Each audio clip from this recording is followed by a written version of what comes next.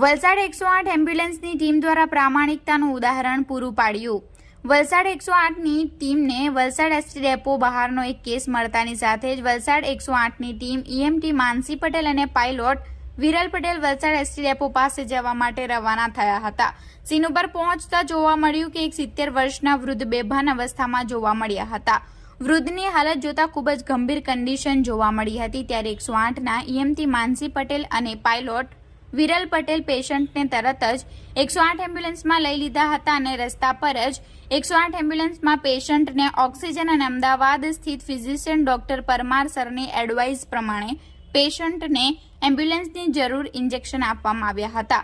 પેશન્ટને નજીકની civil hospital Valsad ખાતે શિફ્ટ કરવામાં આવ્યા હતા।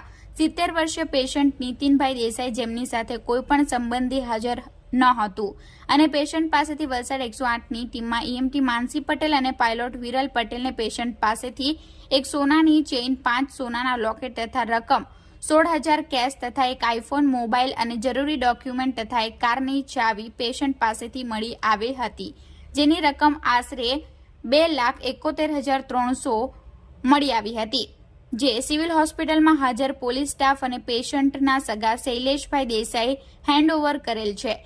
આવી 108ના સ્ટાફની ઉમદા કામગીરી અને પ્રામાણિકતા જોઈ વલસાડ નવસારી અને ડાંગના પ્રોગ્રામ મેનેજર કમલેશ પઢરિયા સાહેબ અને Valsad 108 emergency management executive Sanjay Waghmare તથા પેશન્ટના સંબંધીઓએ એમની કામગીરીને બિરદાવી હતી।